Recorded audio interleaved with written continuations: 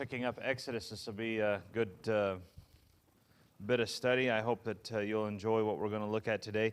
We're going to look at something that I think people struggle with a little bit, at least interpreting it.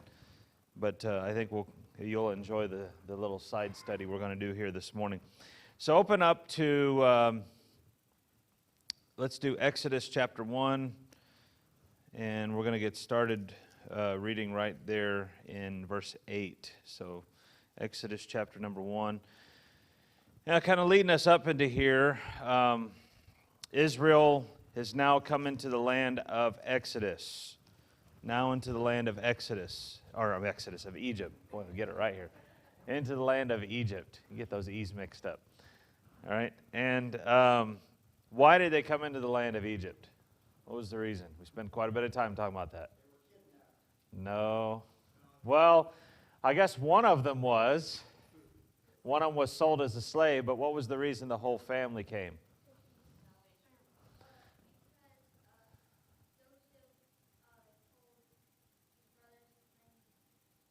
Okay, I need one word. What was the reason they came into the land? Food. They needed food. Famine was in the land all around the area of Canaan, okay? And so when they came in, the scripture kind of has a couple different sets of numbers, but it was around 70 people that came in that make up Jacob's family or Israel's family. And they're going to be there for a while. When they leave, they count the men in the book of Numbers, and it's around 600,000 men. And we're going to see part of this mass multiplying. Now, that's just men. It's men that are 20 years and up. So if you're talking about men that are 20 years and up and you have them at the range of 600,000, what does that estimate when we're talking about the whole nation's population? People have said somewhere 2 million people, something like that, if that sets off about the right number on that. We're talking about women and children with that. And maybe elderly that would be fitting in that category as well, because they probably weren't being counted all the way up to the age of 90 when we're talking about those people. So, all right. Another thing to remember, what was the promise that God made to Abraham? And there's several of them that he's made, but one specifically dealing with Egypt. If you want to take a minute to look that up real quick. Open up to Genesis 15. Hold your place in Exodus 1 and look at verses 12 to 16. And someone want to read it? That'll be okay. Okay, go ahead, Bill.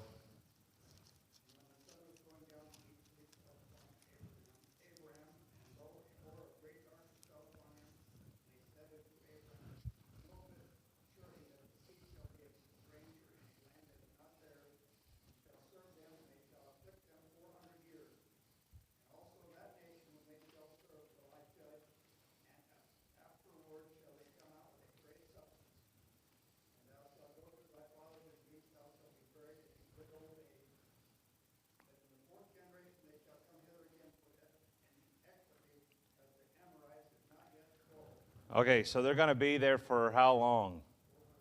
400 years. He called it actually. Did you see how he separated generations? A generation is 100 years. Did you see that? In the fourth generation, they'll come back. So, but when they're there in that time, what's going to happen? There's a few things that are going to happen. Well, first off, they're going to grow. Yeah, they're going to serve, be afflicted, and then they're going to grow in size, and then when they are leaving, they're going to come out with great substance. They're going to come out with great wealth, and we will see that happen in every part of that plays out in this Exodus account. Okay? Now, so with that understanding, let's go ahead and read the first part that we're going to look at, Exodus chapter number 1, verses 8 through 22. So if I can get someone 8 through 15. Okay, David. 16 through, I'll do 22. Darla, okay. Go ahead. Now there arose up a new king over Egypt, which knew not Joseph. And he said unto his people, Behold, the people of the children of Israel are more and mightier than we.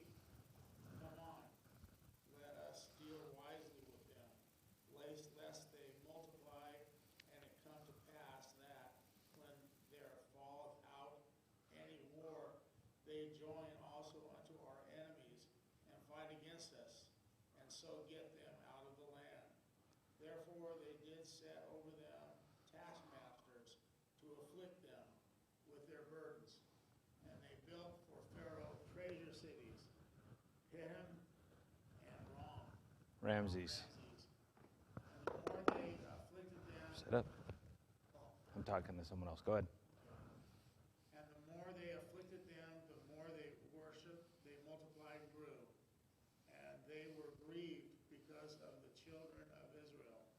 And the Egyptians made the children of Israel to serve with rigor. In verse 15. And they made their lives bitter with hard bondage in mortar and in brick and in all manner of service in the field.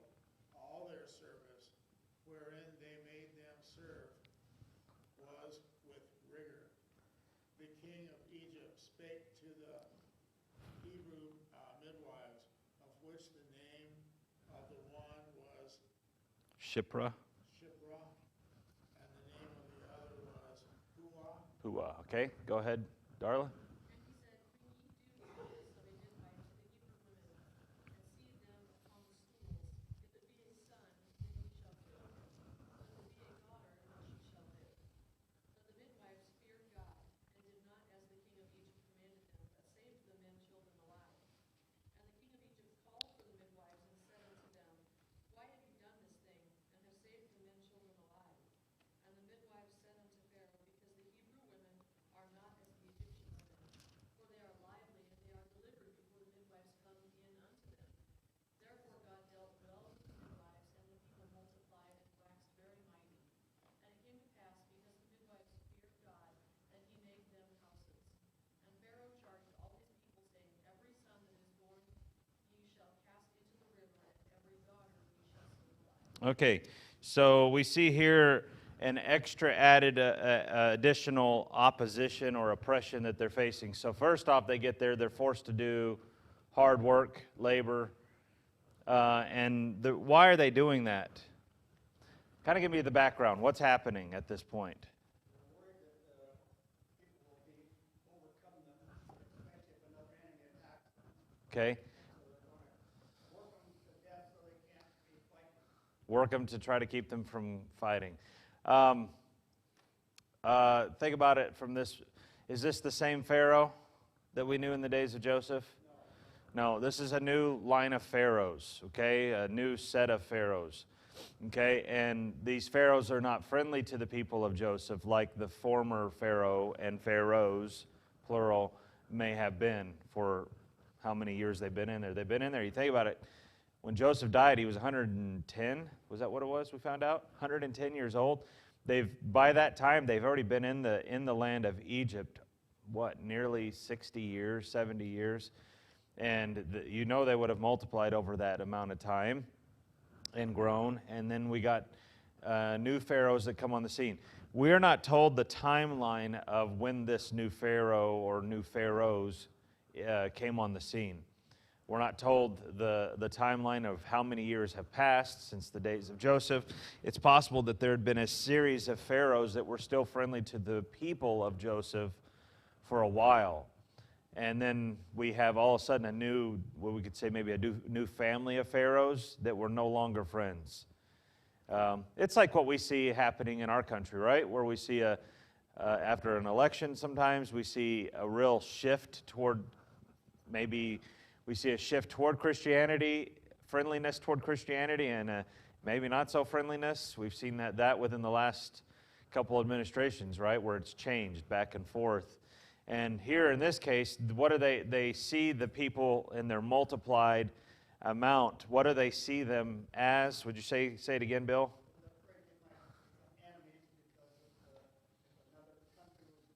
Attack them. Yeah. Well, there's a reason why they can tell a difference, because if you remember, Joseph gave them a land to dwell in that the Egyptians wouldn't dwell in. They were to stay separated. So they were separate in the land. They weren't intermixed like we would think, maybe happened in other places. Yeah, well, they're intermixed with the taskmasters.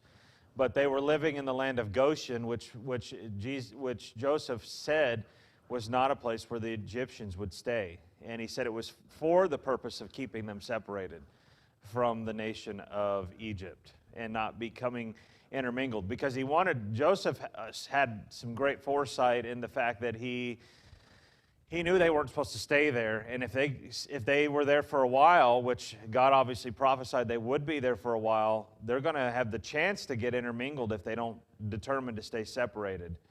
And then when they get intermingled, they will never leave. Because then they won't even know which is which anymore. Like you were saying, be so united from each other.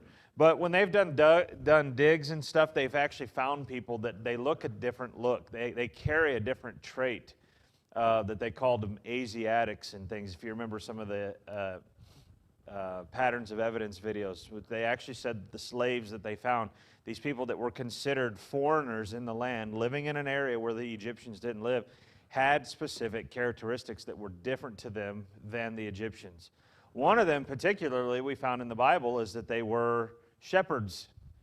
The Egyptians actually considered shepherding an abomination. So that was something that was unique to the people of Israel that didn't show up among the Egyptians so much. Okay? Didn't mean that they didn't have animals, because they did. When we get into Exodus, you're going to find one of the plagues actually attacks the animals. So, but it must be a little different, I think, in nature what they're talking about that they had. So there was, yes, that distinction going on. Now, so what was now the extra form of oppression? Not just building, keeping them laboring. What else? Because that's not working. That's not solving the problem. Start killing the boy babies.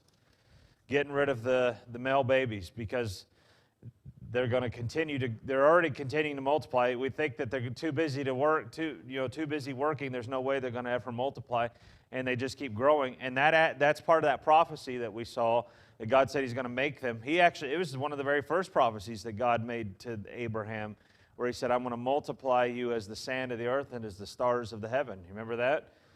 And so this is starting to play out. It's starting to happen right in that foreign land. And they, no matter how much they try to stop it, they can't. They can't stop it. And then the midwives, these two that are mentioned, Shiphrah and Puah, they determined they're not going to do that. They're not going to go and kill the babies.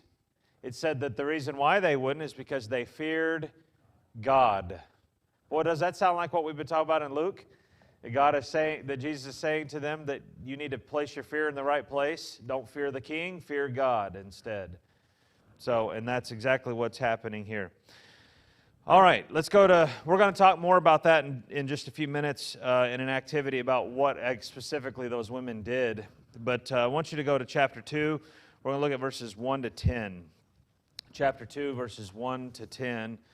If I can get some of the young people, and we'd read those. So, 1, I'll get you 2 verses. 3 to 4, 5 to 6, and then you want to get the rest? 4 to 10. I mean, not 4 to 10, 7 to 10. Okay, go ahead and be ready there.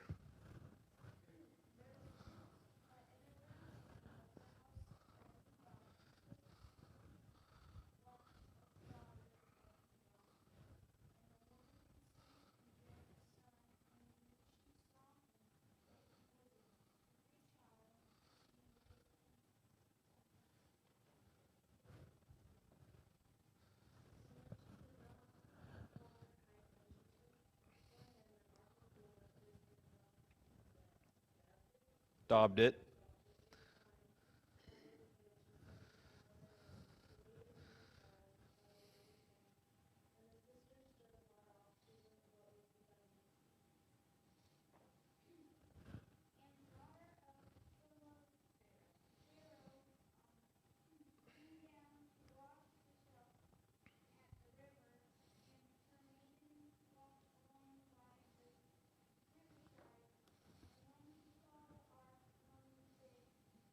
Flags.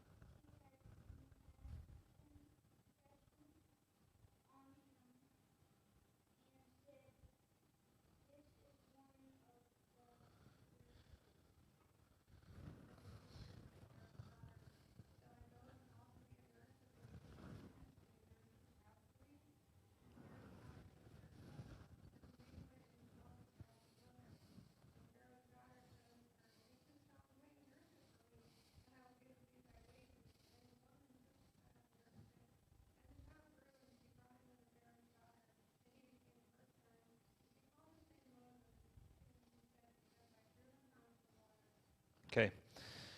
All right. At this point, we see God preparing for deliverance. That's what's about to happen. So we have this woman. She has she marries, obviously, she's a Levite. She marries a person who's a Levite.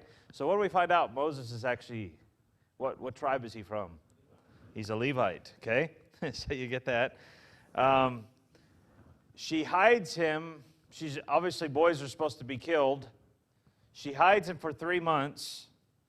Then what does she decide to do when she can no longer hide him? By the way, hold on before that. Why can't she no longer hide him? I want you to use your imagination for a moment. Too big, too loud. Neighbors are starting to hear. Too stinky. He can't wear whatever those little pink clothes he's got on him now. She's got on him are starting to not work anymore. This ain't no little girl, right? And the neighbors are probably not trying to turn this baby in. If the neighbors are Hebrews, they're probably all doing the same thing. Many of them are doing many of the same kinds of things. But that didn't mean that guards weren't coming around and people weren't, spies of the Egyptians weren't coming in trying to enforce this dictate of Pharaoh. Okay? So what does she decide to do then at that point? Not send him sailing. That's not what it said. And I'm going to be dogmatic about that because that's not what it said she did. She built an ark. Now, most of the time you see, and it really bugs me, especially in those Exodus movies, and she builds this little thing and then just says, "Woof, go down the river." Does it say she did that? It doesn't say she did that at all. It says she hid him along the reeds of the river, the flags of the river. We're talking about she basically stuck him out on the side of the river among the tall stuff growing to hide him there. She's not intending on selling him down the river and saying whatever's going to happen is going to happen. That's not what it said happened. And then she sets her daughter over to watch the child, which is a way of saying they intended to come back. Not sell him on down the river and somehow we'll let somebody take care of him that catches him if he survives the crocs and the hippos and whatever else that might be in that Nile River. Right? You get what I'm saying here? That's Hollywood. That's not what the Bible said she did. Okay? It said she intended to have him hidden right there. And it worked good. Probably one of the reasons why she intended to have him right there is because this is a place she would go to day after day after day to bathe, maybe, or to get water, or to fish, or to whatever they would have needed that would have drawn from the river right there. And when she's down there among the reeds, what can she do? She can take care of the baby, yes. It says here, the daughter of Pharaoh came down to wash herself at the river. Herself is italicized. Yeah. You know why they did that? Because it wasn't there. When anything is italicized, it's not in the Bible. It's an added word. Yeah. Okay. So that's important to note. Okay. I think that you need to remember that. You need to take that down. Now, there's something else that I think, and we just got done. We're in in Acts in our devotions with the kids, and we got to Acts chapter 7 just this week actually. Open over to Acts 7. I want you to note something here that is said about what it says about Moses here. When we looked at the last passage, it mentions that it said that they saw that he was a goodly child. A goodly child. Acts chapter 7, I want you to look at that one real quick. And look at verse number 20. Who wants to read that? TJ, saw your hand. Go ahead.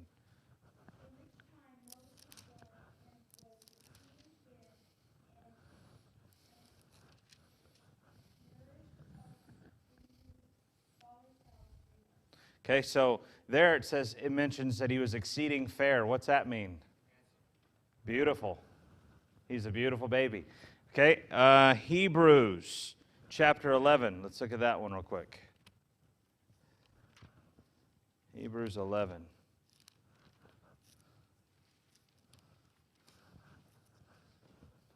And I want you to look at verse number 23.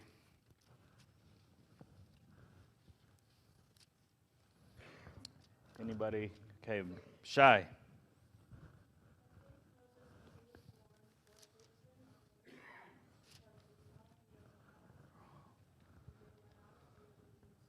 Now here they mentioned that, so we got goodly, we got fair, and now we got proper. What's the significance that why they want to hide the child because he's goodly, fair, or proper? Anybody got an idea? I mean, doesn't every mom think his baby's pretty? Cute? Is that the only reason why she wants to save her baby, because she thinks he's cute?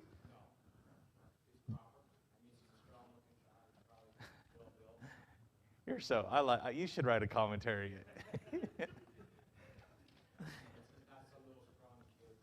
Okay, so if he was scrawny, she would have thrown him in the river with everybody else, right? Just kill him. He's scrawny. Kill this one. We don't need him. Is there any other reason that could be what's talked about? There's something special about this child.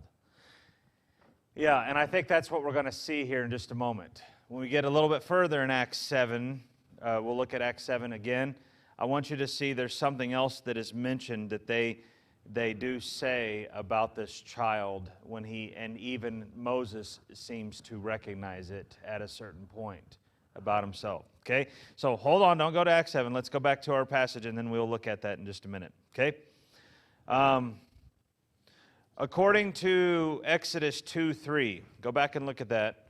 When his mother could no longer hide the boy, she puts him in the basket, and he's there floating among the reeds or sitting among the tall grass along the edge of the river. Okay? I'm going to ask you a trick question. I think I already gave you your answer. How far did it travel down the river? It doesn't tell us it did, right? Okay. Yeah, you think about it, reeds don't grow among fast-moving water, right? They said that's the edge of the bank. It's the spot that... And the sister's standing there watching him. She'd have to be running the whole time, yeah. Then another maybe trick question, what types of dangers did the baby face in the Nile? Only the crocs that are hanging out in the reeds, right? They probably don't hang. They're probably maybe not sitting right there, I imagine. Yeah, maybe water snakes. Yeah, okay. And so we did answer who's watching the basket. His sister. By the way, does anybody know what his sister's name is? Did it say that right there? That her name is? Go over and look at Exodus 15:20. We'll find out what her name is for sure.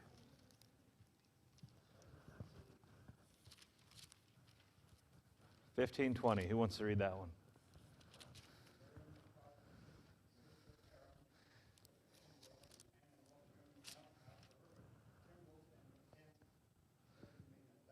So Miriam is the sister of Aaron. Who's the Aaron? The brother of Moses, the older brother of Moses. So I'm guessing Miriam's the older sister of Moses. She's the only one that's referred to that as his sister. There's a later point that she's called his sister as well. So that does play in. And it's interesting that those three siblings end up becoming kind of leaders over the nation of Israel. Aaron does, and Miriam takes a role as a leader for quite a while as well, leading at least the women of the nation. All right. Who discovers the basket? Yeah, a daughter of Pharaoh as she's coming down to wash in the water, right? Now, I've shown you a video in time past when we were going through Exodus. At one point, there was a guy who actually suggested that she might have been going down there for some kind of ceremonial wash because it was the Nile River, and they believed that the god Happy is the fertility god. Now, one of the things we can draw from, a conclusion that we can draw from about her, she has no child. Okay? She has no children. She lives in the palace. She is Pharaoh's daughter, has no child. Who's going to be the next Pharaoh? If there's no son, there is no next Pharaoh. And so one of the archaeologists that was studying that passage, or studying that passage and that area, was actually suggesting that it's very possible that she was going down there to basically seek the god of fertility to give her a child, which she doesn't have at this point. And when she goes down there, what does she find?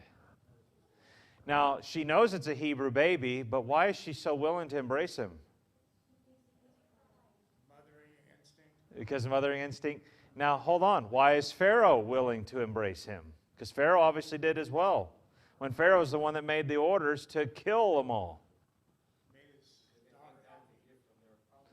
That's the reason why that archaeologist made that, is that they may have looked at this as a gift from their God. Okay? As a gift from their God that they were looking to. And they could adopt him, they could raise him to be the next one to be in line.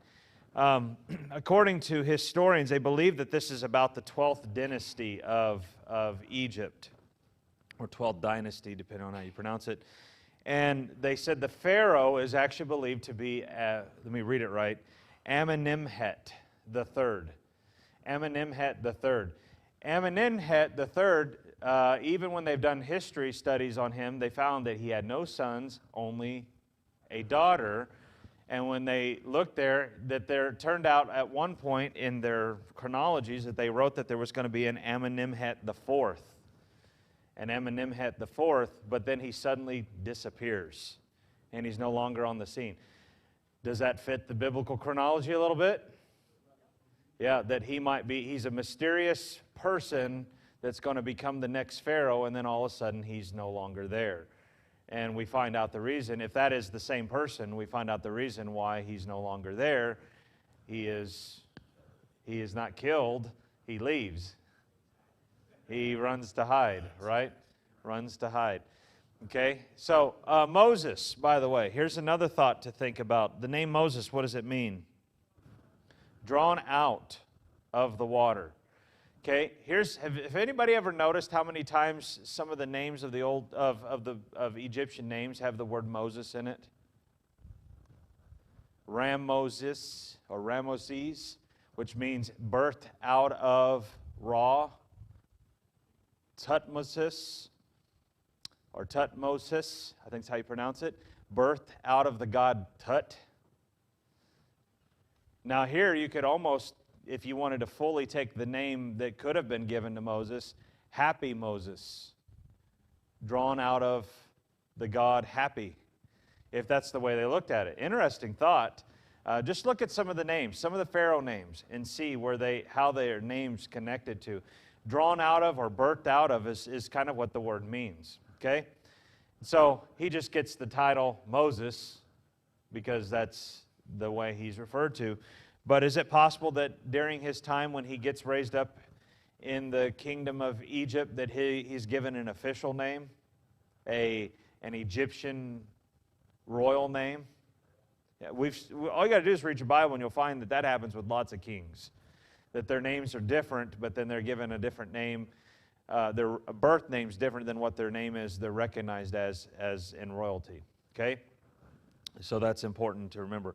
And especially, don't you think they might want to give him a different name when people know he has Hebrew origins? So that's a possibility as well, to throw that one in there. Okay. Interesting now. Who comes to Pharaoh's daughter while she's pulling this baby out of the water? Moses' sister, who's watching this thing, and she's asking the question. The Pharaoh's daughter is, how are we going to take care of this? She says, I know what we can do. I can find a nurse of the Hebrews who can take care of this baby. And when she's talking about nurse, she's talking about somebody who's still still milking. You know what I mean? And so who does Miriam go and get? Isn't that a funny thing? Goes and gets her mother, and the Pharaoh's daughter pays Moses' mother to nurse him and raise him for probably 3 to 5 years to take care of him. Now, I'm sure she checked in on him and all this kind of stuff, or maybe she even possibly got to live in the palace and nurse this baby and take care of this baby. Do you think it's possible in those 3 to 5 years that Moses' mom told him about who he really is and taught him about who he really is? Yeah. Go back to Acts 7. This is where I want to take us to and look at something here. Acts chapter 7.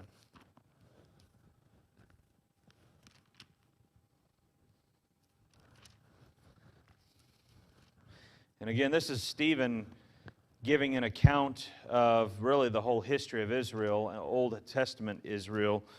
And he obviously mentions Moses here. And let's see, look down at verse number 20, and then let's read on a little bit further. Okay, I want you to look down at verse number 25. So go from 20 to 25. Someone want to read 20 to 25? David, real loud for us.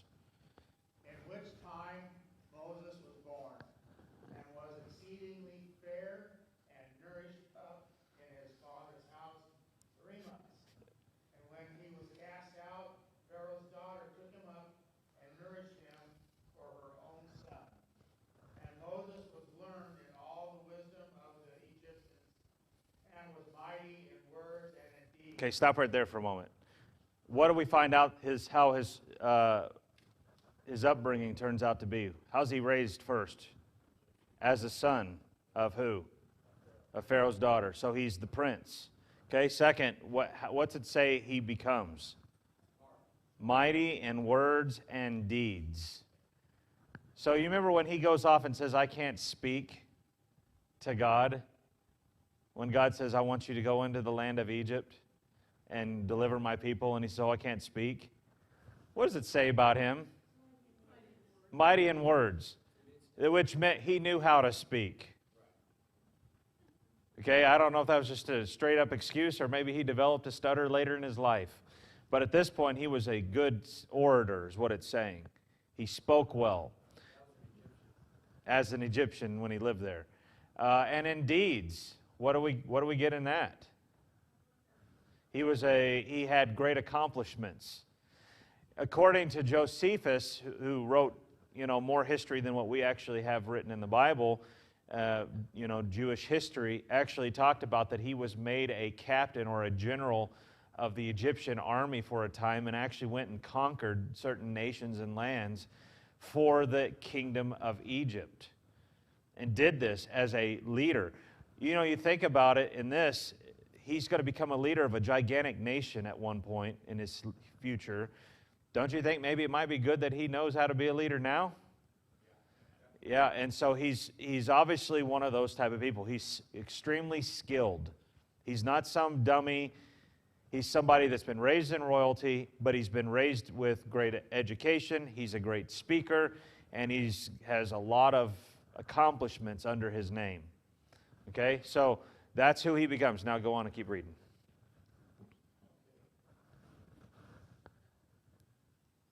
Verse 23. And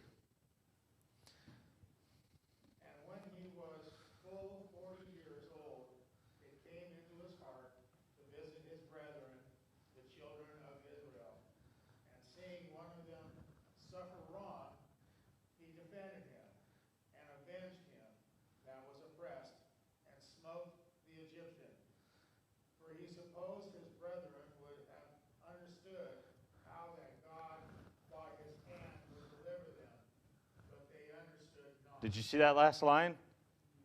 New reason why he goes and attacks an Egyptian and kills the Egyptian? Why does he do it? No, his motive was what? It says here what his motive was. For he supposed his brethren would have understood how that God by his hand would have delivered them. Do you realize that Moses understands that about himself at that point? We're not waiting 40 years in the wilderness of Saudi Arabia for him to finally figure that out. He knows that even while he's there in Egypt. He knows what he's been saved to do. How did he learn that? I'm going to say his mother probably had that great influence. So when it talked about her saving him because he was fair or goodly or all of those kinds of things that we see, I think that's maybe a euphemism for the fact that she realized there was something God wanted to do with this child that would be the future deliverance for this child. Maybe even she herself knew that this is the child that God was going to use to be the Savior for the people of Israel out of Egypt. And he knows that. Yes, sir. And maybe she did. Maybe she stayed with him all that time as his nurse that just raised him as a young child. Yeah. Obviously, he does know, right? So again, we don't want to let Hollywood dictate actually what he was actually thinking. Hollywood goes off and says he didn't even know it. He just discovered it one day when one of the Hebrews told him he was one of their children. You know, I have a feeling he already knew it. He knew it very well, and he knew that he wasn't just a Hebrew that got in there, but he also knew what he was called to be by God at that point. Yeah, at that age. So he's 40 years old, and it's an indication he already knows. It's not till he's 80 years old that he has the burning bush event that happens. So for 40 years, he knows what he's been called to do, at least. Okay, do you get that? I just want to throw that in there so we connect the dots a little bit to realize he's not raised in obscurity, not knowing anything about his history. He knows who he is. He knows who he belongs to. He knows what he's about. Okay? All right, I want to jump back for a moment. We're going to come back into that a little bit later, but I want to jump back and look at chapter 1 again. I told you we're going to look at some details specifically connected to that. TJ, if you pass these around real quick, get them to everybody.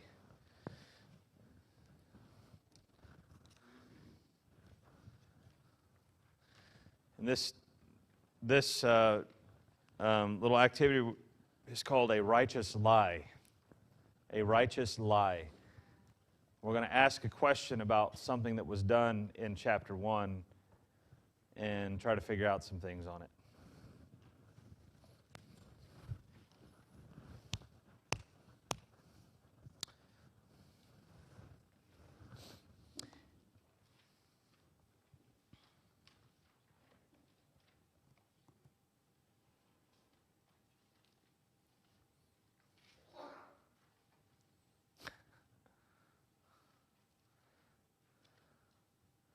Okay, if I get someone that'll read that opening paragraph for us, real loud for everybody. Okay, Bill, go ahead. We live in a world full of conflict that is especially difficult when expectations from our government conflict with the commands of God. We need to walk in this. Got one for you.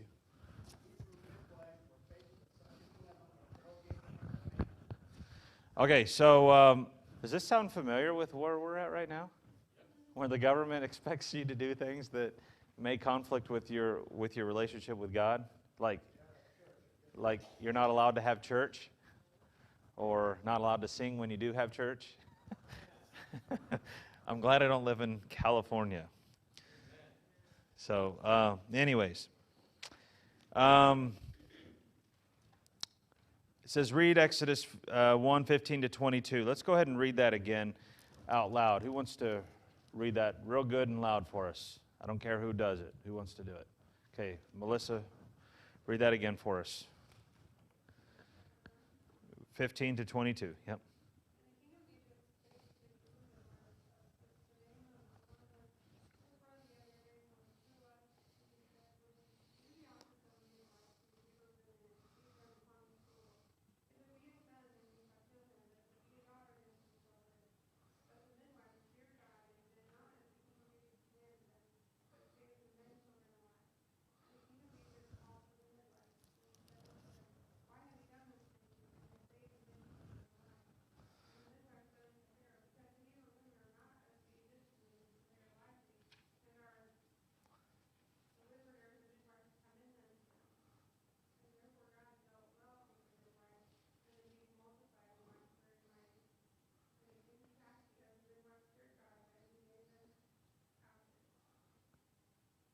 22.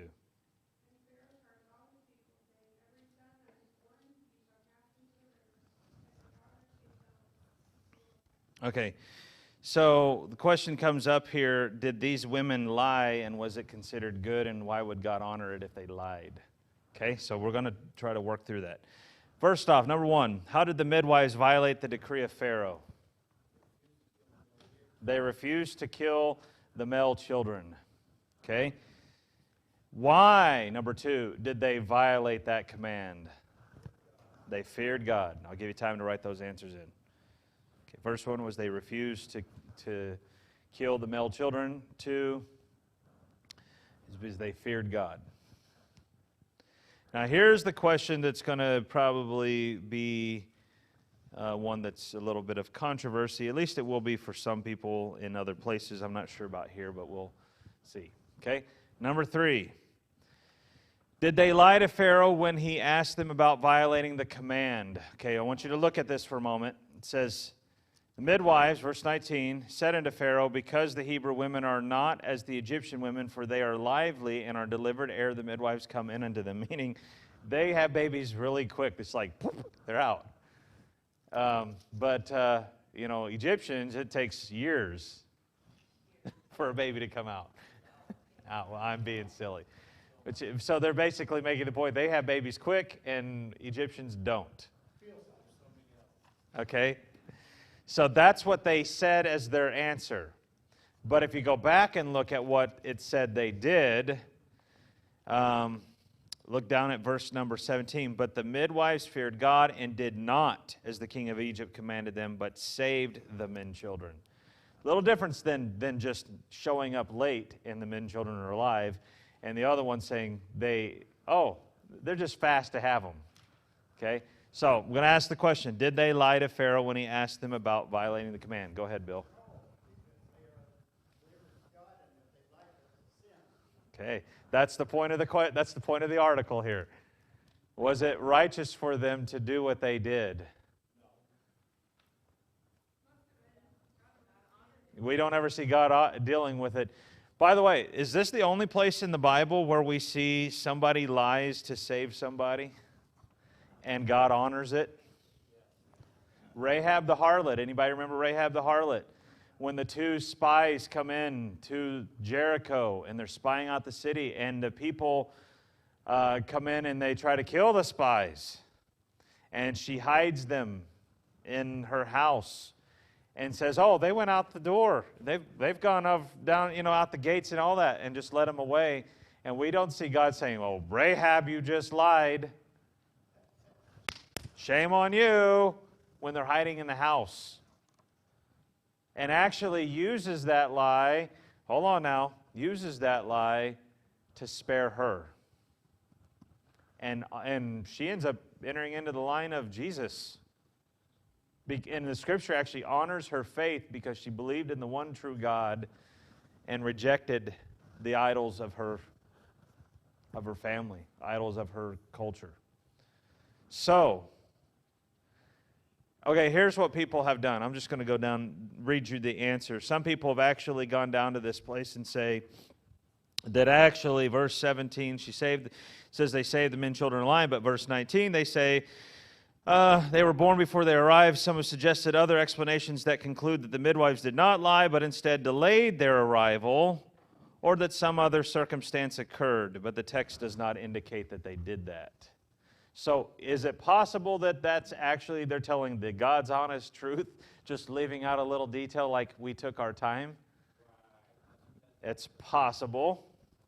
But again, it's not the only place we find it where people have lied and we can prove they lied and God blessed it. Okay? Now, are we advocating for people to lie? Is that at all what we're doing? Yeah, okay. I want you to look at, you can do yes or no as your answer. And I don't care how you do it. This is, like I said, this is going to be one of those controversial statements because you should all be immediately getting upset if they lied. But I do also want us to see that there are some times you see in the Bible that God seems to overlook for whatever reason because there's something greater than this. that they're dealing with. Okay? Greater than the moral reality of whether they should or shouldn't have said what they said. That does not give us a license to go and say, hey, well, I didn't want to get in trouble with the police, so I lied. You should be truthful. Right, Fred? Yes. Now, Fred was talking about things that he's been having to be questioned about, and he said, I've determined I'm going to honor God and be truthful as I can, no matter how it comes out. And that's the right attitude. Okay? It's not what we're looking to lie or looking to be a deceiver in any way. We should never be that. Okay? What does the Leviticus 19:11 teach about lying? Who wants to read that verse? Bill, go ahead. He's ready.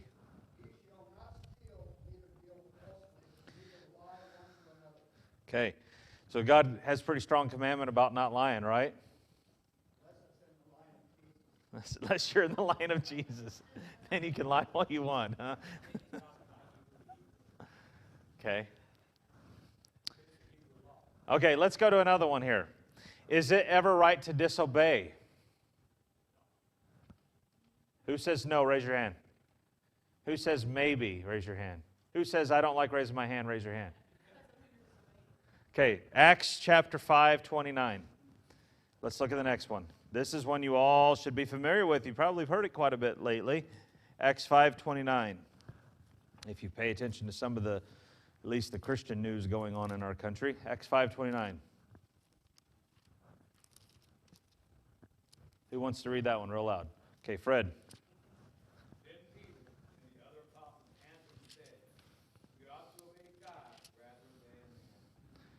Okay, so is there a time when you should obey God rather than men? Always. Yeah, in fact, that's right. It should always be that. But a lot of people, we need to be careful about when you're obeying God and when you're not obeying God. People just because they're an inconvenience to me, so I'm not going to obey them. That's not necessarily mean you're obeying God at that point. Okay, do you get what I'm saying? There are some things like wear your seatbelt, drivers. Well, that's just an inconvenience to me. Well, there's nothing in the Bible that says you're supposed to wear your seatbelt. Actually, there is.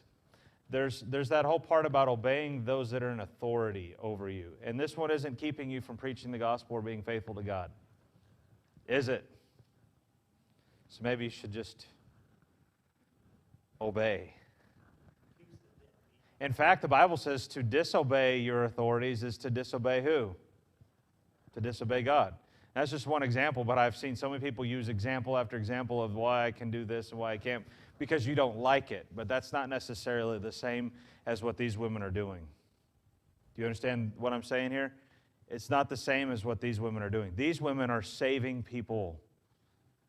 And murder is the greater sin here. You understand that? And to murder is not going to be acceptable with God. So if they did lie, it was an act of disobedience against an ungodly judge that was telling them to do something ungodly.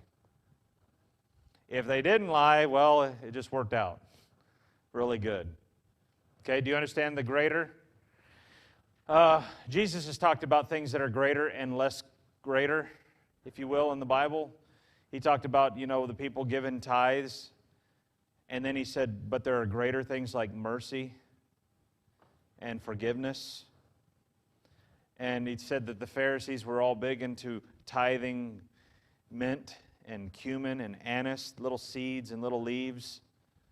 They're tithing that the Bible doesn't even specify on, but they're doing that because, hey, we want to get down to the nitty-gritty, and they're overlooking the things that are bigger like love and mercy and forgiveness. And he said those things you were to do first to make more important than even the tithing thing. So do we understand that maybe we could, if we're going to say that they did lie, that we could say there's a greater sin and a lesser sin here? Do you understand that? It's possible. Okay? Okay, I'm going to just throw that. It's not a fine line. Yeah, but there's different consequences for sin, for different sins as well, right? There's no consequence in the Bible that ever says lying is you're to be put to death for lying. Except when it comes to bearing false witness, you're to receive the same punishment that you would try to go after. But in the sense of just saying a straight up lie, there's no, you will be stoned for lying. But there is a consequence for you murdering. Right? Do we see that? There's a gigantic consequence for it. There is a gigantic consequence for adultery. There is a gigantic consequence for using God's name in vain, which we have really lowered that standard in our culture. Do you know the consequence for stealing is not murder or not taking someone's life? Do you know what stealing is? Repaying back what you took with some extra on top of that. Okay, so there's different consequences for different sins. And just going to throw that one in there for a moment. Yes, sir. You're right. He did. And he didn't face the consequence for it at full length. David killed somebody. And that was an absolute bloody cold murder right there. There was no justifying that at all. Yeah, pre-calculated adultery and murder on top of that. And yet God allowed that to go without a full consequence. It did have its consequence, but it wasn't the fullness of what the law demanded, was it?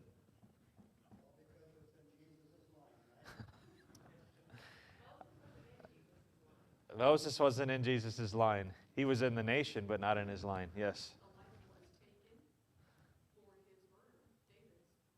His own children. Yeah, he did lose children because of it. Yeah. Well, let's go on. So does God commend the midwives for lying? Ask that question. That's the next one here. Does he commend them for lying? No. He never honors the lie.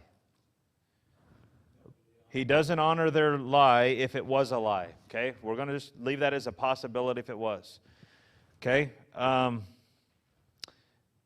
So he doesn't even directly deal with that. But what does it say that, why did they do what they did, according to number 7? Why did God, and they're to ask the question, give them families. When it talks about houses, that's what it's talking about, giving them families. Why did God give them families? Because they lied or because they feared God? Feared God. And number 8, what would you have done as a midwife under these circumstances? You righteous one, you. You may not get the opportunity to quit your job. Just wait and say, hey, we need to go have a snack out here for a while. But I'm wondering, did they know they were male or female before they're born? Could they know that? I mean, I know some people say, yeah, I can tell you carry it like a boy or you carry it like a girl, and that's possible. But did they know explicitly every time that every single baby that was coming out, which one was a boy and which one was a girl? So they did it with every single person, whether they was a boy or a girl, huh?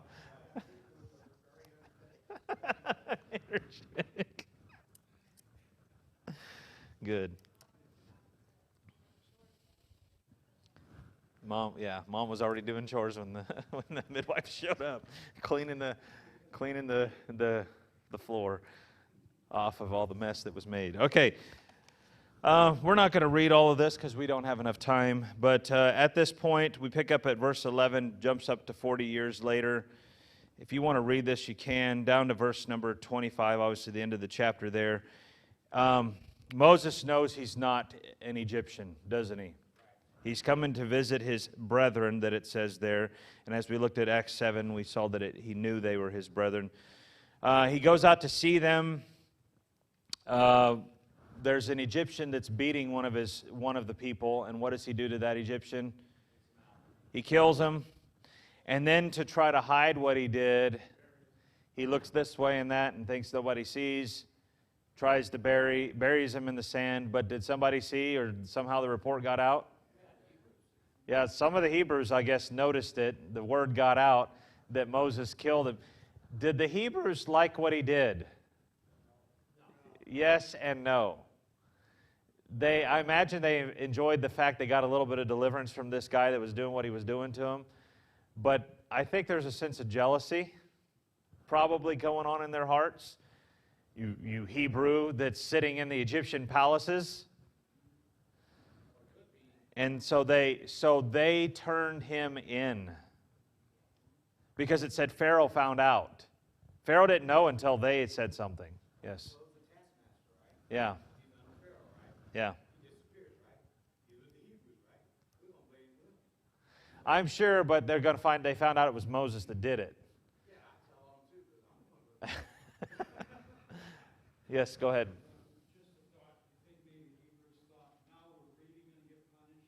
And that might be. So let's turn it on Moses, and that could be as well. But it does sound like, by the way they chide Moses, is that they're actually just extremely bitter at Moses. Because he said, "Are you going to kill us too, like you did the Egyptian?" It sounds like there's a bitter spirit going on in them, more than it is they're fearful of Moses, or fearful of getting caught. And so the word gets out, and Moses flees. Where does he flee to? It says land of what? Midian. Anybody know where Midian is? Saudi Arabia. Okay, if you remember, on your Bible map, you got Egypt over here, you've got the Sinai Peninsula, you got the Red Sea on both sides, and you got on the other side of the Sinai Peninsula would be Midian, okay, or Saudi Arabia as it is today. And so that's where he actually is going to meet God 40 years later.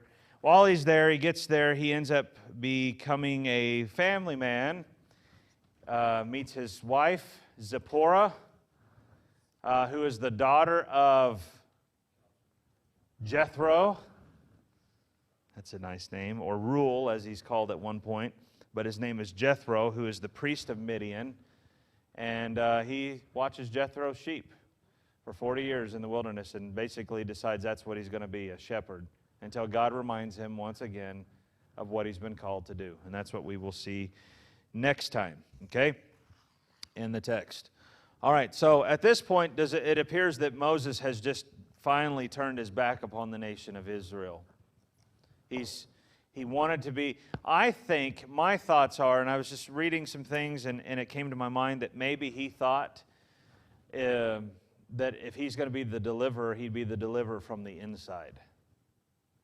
You know, like change the rules, change the laws.